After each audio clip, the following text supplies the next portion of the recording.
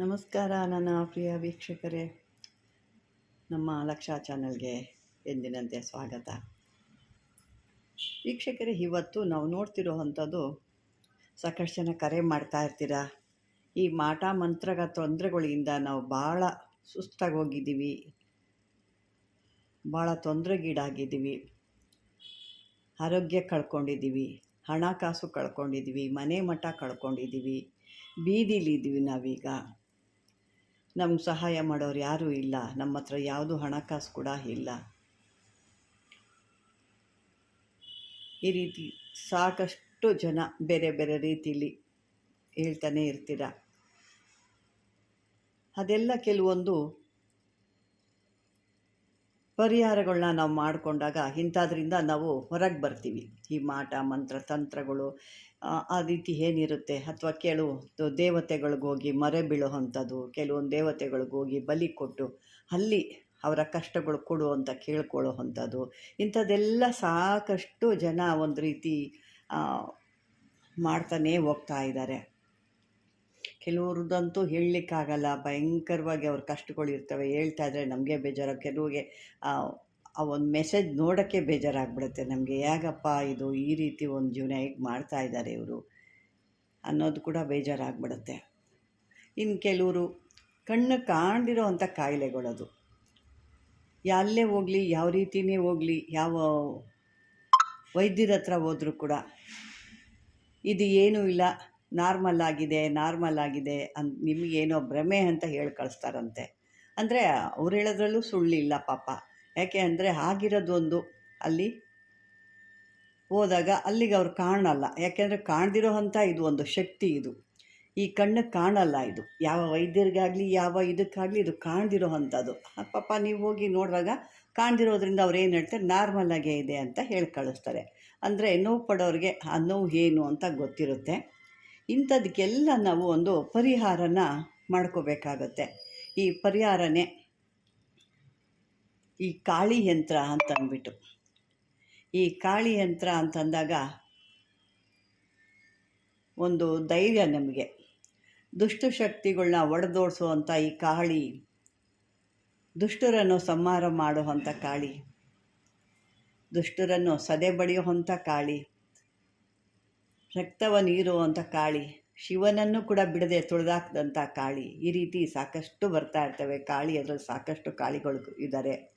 ಸಿದ್ಧಿಪರದ ಕಾಳಿ ಇರ್ಬೋದು, ಸ್ಮಶಾನ ಕಾಳಿ ಇರ್ಬೋದು, ರಕ್ತ ಕಾಳಿ ಇರ್ಬೋದು, ರಕ್ತ ಕಾಟೇರಿ ಇರ್ಬೋದು, ದಕ್ಷಿಣ ಕಾಳಿ ಇರ್ಬೋದು. ಹೀಗೆ ಸಾಕಷ್ಟು ಕಾಳಿಗಳಿದ್ದಾರೆ. ಅಂಥ ಕಾಳಿಗಳಲ್ಲಿ ಈ ಒಂದು ಕಾಳಿ ಕೂಡ ಅದ್ಭುತವಾದಂಥ ಕಾಳಿ ಇದು. ಈ ಕಾಳಿಗಾಗಿ ನಾವೇನು ಮಾಡಬೇಕು, ಈ ಒಂದು ಯಂತ್ರನ ಯಾರು ಈ ರೀತಿ ಕಷ್ಟದಲ್ಲಿದ್ದೀರಾ, ಯಾರು ಈ ನೋವುಗಳನ್ನ ಅನುಭವಿಸ್ತಾ ಇದ್ದೀರಾ ಅಂಥವರು ಈ ಯಂತ್ರನ ನೀವು ಮಾಡ್ಕೋಬೋದು. ಯಾಕೆಂದರೆ ಇದನ್ನು ಯಾರೂ ತೋರಿಸಲ್ಲ ನಿಮಗೆ. ಈ ರೀತಿಯಾದ ಒಂದು ತಂತ್ರಗಳು ಯಾರು ಇದುವರೆಗೂ ನಾನು ಕೂಡ ನೋಡಿಲ್ಲ, ಎಲ್ಲೂ ಕೇಳಿಸ್ಕೊಳ್ಳಿಲ್ಲ. ಇಲ್ಲಿ ನಾನು ನಿಮಗೆ ಏನಾದರೂ ನಿಮ್ಮ ಕೈಯಲ್ಲಿ ಸಾಧ್ಯ ಆದರೆ ಇದನ್ನು ಮಾಡಿಕೊಳ್ಳಿ, ನಿಮ್ಮ ಕಷ್ಟಗಳನ್ನ ಪರಿಹಾರ ಮಾಡಿಕೊಳ್ಳಿ ಅನ್ನೋ ಉದ್ದೇಶಕ್ಕೆ ನಾನು ಇಲ್ಲಿ ನಿಮಗೆ ಆ ಥರ ಒಂದು ಯಂತ್ರನ ತೋರಿಸ್ತಾ ಇದ್ದೀನಿ. ಕೆಲವ್ರಿಗೆ ದೇಹದಲ್ಲಿ ಕೆಲವೊಂದು ಭೂತ ಪ್ರೇತಗಳು ಸೇರ್ಕೊಂಡಿರ್ತವೆ, ಕೆಲವೊಂದು ಬ್ರಹ್ಮ ಪಿಶಾಚಿಗಳು ಅಂತ ಹೇಳ್ತೀವಿ. ಆ ಬ್ರಹ್ಮ ಪಿಶಾಚಿಗಳು ಅವು ಏನು ಮಾಡಿದ್ರು ಜಗ್ಗಲ್ಲ. ಅವು ಕೆಲವೊಂದು ಭಾಳ ಪವರ್ಫುಲ್ ಆದಂಥ ಒಂದು ಬ್ರಹ್ಮ ಪಿಶಾಚಿ ಅಂದ್ರೆ ಭಾಳ ಪವರ್ಫುಲ್ ಇರುತ್ತೆ. ಇಂಥವೆಲ್ಲ ಆದಾಗ ಮನುಷ್ಯನಿಗೆ ತಡ್ಕೊಳಕ್ಕಾಗಲ್ಲ. ಅವು ಕೊಡೋ ಅಂಥ ನೋವುಗಳೇ ಬೇರೆ ರೀತಿದು. ನಾನು ಮೊದಲೇ ಹೇಳ್ದಂಗೆ ಕಣ್ಣಿಗೆ ಕಾಣ್ದಂಥ ಒಂದು, ಯಾರಿಗೂ ಕಾಣ್ದಿರೋ ಅಂಥದ್ದು. ಈ ಗಾಳಿ ನಮ್ಮ ಕೈ ಸಿಗುತ್ತಾ, ಕಣ್ಣಿಗೆ ಕಾಣುತ್ತೆ ನೋಡಿ, ಆ ರೀತಿ ಇದು ಅನುಭವಿಸ್ ಮಾತ್ರನೇ ಆ ಒಂದು ಗಾಳಿ ಇದೆ ಅಂತ ನಾವು ತಿಳ್ಕೊಳ್ತೀವಿ ಅಲ್ವಾ. ಅದೇ ರೀತಿ ಈ ನೋವು, ಇದ್ರದ್ದು ಒಂದು ಏನಿದೆ ಅದನ್ನು ಅವರು ಅನುಭವಿಸಿದವ್ರಿಗೆ ಮಾತ್ರ ಈ ನೋವು ಏನು ಅಂತ ಗೊತ್ತಾಗುತ್ತೆ. ಅಂಥದಕ್ಕೆಲ್ಲ ನಾವು ಇದೊಂದು ಪರಿಹಾರ. ಈ ಒಂದು ಪರಿಹಾರನ ನೀವು ತಾಮ್ರದ ತಗಡಲ್ಲಿ ಶುದ್ಧಿ ಮಾಡಿ, ಅದನ್ನು ತಗೊಂಡು ಹಾಗೆ ತರಬಾರ್ದು. ಅದನ್ನು ಎಲ್ಲಿ, ಯಾಕೆ ಅಂದರೆ ಎಲ್ಲಿ ಬೇಕೋ ಅವರಲ್ಲಿ ಮಾಡಿರ್ತಾರೆ, ಅದಕ್ಕೆ ತೊಳೆದಿರಲ್ಲ, ಶುದ್ಧ ಇರಲ್ಲ, ಎಲ್ಲಿ ಬೇಕೋ ಅಲ್ಲಿ ಬಿಸಾಕಿರ್ತಾರೆ. ಹಂಗಾಗಿ ಅದನ್ನು ತಂದು ನೀವು ಶುದ್ಧ ಮಾಡಿ ಗಂಗಾ ಜಲದಲ್ಲಿ ತೊಳೆದು, ಅರಿಶಿನ ನೀರಿನಲ್ಲಿ ತೊಳೆದು, ಬೇಕು ಅಂದರೆ ನೀವು ಹಾಲು ಇದರಲ್ಲೆಲ್ಲ ಕೂಡ ನೀವು ತೊಳೆದು ಕೂಡ ತಗೋಬೋದು. ತದನಂತರ ಈ ಒಂದು ರೋಸ್ ವಾಟ್ರು ಅಂತ ಅಥವಾ ಪನ್ನೀರು ಅಂತ ಹೇಳ್ತೀವಿ, ಅಥವಾ ರೋಸ್ ವಾಟ್ರು, ನಿಮಗೆ ಯಾವುದು ಅರ್ಥ ಆಗುತ್ತೋ ಅದನ್ನು ತೊಗೊಂಡು ಕೊನೆಯದಾಗ ಅದರಲ್ಲೂ ಕೂಡ ಅದನ್ನೆಲ್ಲ ತೊಳೆದು ಒಂದು ನಿಂಬೆಹಣ್ಣು ಕಟ್ ಮಾಡಿ ಅದನ್ನು ಚೆನ್ನಾಗಿ ಉಜ್ಜಿ ಅದನ್ನು ತೊಳೆದು ನೀಟಾಗೆ ಅದನ್ನು ತೊಳ್ಕೊಬೇಕು. ತದನಂತರ ಇದನ್ನು ಈ ರೀತಿಯಾಗಿ ನೀವು ಬರ್ಕೋಬೇಕು. ಇದಕ್ಕೆ ಕಾಳಿ ಮಂತ್ರ ಯಾವ್ದಾದ್ರು ತಗೋಬೋದು. ನಾನು ಸಾಕಷ್ಟು ಕಾಳಿ ಮಂತ್ರಗಳನ್ನು ಕೊಟ್ಟಿದ್ದೀನಿ, ಅದರಲ್ಲಿ ಯಾವ್ದಾದ್ರು ಕಾಳಿ ಮಂತ್ರ ನೀವು ತಗೋಬೋದು. ಈ ಕಾಳಿ ಮಂತ್ರನ ಹೇಳಿಕೊಂಡು ನೀವು ದಿನಕ್ಕೆ 108 ಸಾರಿ ಹೇಳಿಕೊಂಡು ಇದನ್ನು 9 ದಿವಸ ಇದನ್ನು ಬರೆದು ಇದನ್ನ ದೇವರ ಮನೆಯಲ್ಲಿ, ಒಂದು ದೇವ್ರ ಕೋಣೆ ಅಂತ ಏನೇ ಹೇಳ್ತೀವಲ್ವ, ಅಲ್ಲಿ ಇಟ್ಟು ಇದನ್ನು ದಿನ 9 ದಿವಸ ಅಥವಾ 8 ದಿನ ಇದಕ್ಕೆ ಪೂಜೆಗಳನ್ನ ನಡೆಸಬೇಕು. ನೀವು ತಕ್ಷಣವೇ ಇದು ಮಾಡೋ ಅಂಥದ್ದಲ್ಲ.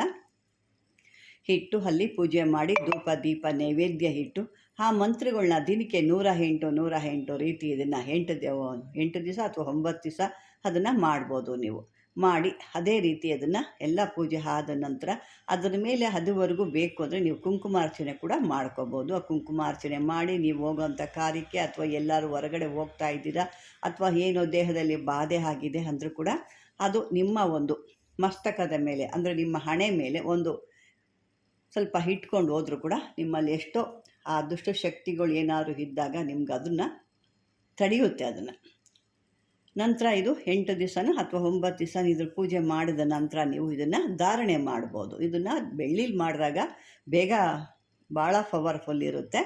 ಹಾಗಾಗಿ ಬೆಳ್ಳಿಲಿ ಸಾಧ್ಯ ಆದವರು ಬೆಳ್ಳಿಲಿ ಮಾಡ್ಕೊಳ್ಳಿ, ಸಾಧ್ಯ ಆಗದಿರೋರು ಪಂಚಲೋಹದಲ್ಲೇ ಮಾಡ್ಕೊಳ್ಳಿ ಅಂತ ಹೇಳ್ತೀನಿ. ಇದನ್ನು ಮಾಡಿ ನಿಮ್ಮ ಒಂದು ದೇಹದಲ್ಲಿ ಗಂಡು ಮಕ್ಕಳಿಗಾದರೆ ಬಲಭುಜದಲ್ಲಿ, ಹೆಣ್ಣು ಮಕ್ಕಳಾದರೆ ಎಡಭುಜದಲ್ಲಿ ಕಟ್ಕೋಬೇಕಾಗತ್ತೆ. ಸೊಂಟಕ್ಕಿದು ಯಾವುದೇ ರೀತಿ ಹಾಕ್ಕೋಬಾರ್ದಾಗುತ್ತೆ. ಬೇಕು ಅಂದರೆ ನೀವು ಕತ್ತಿಗೆ ಬೇಕಾದ್ರೆ ಧಾರಣೆ ಮಾಡ್ಬೋದು.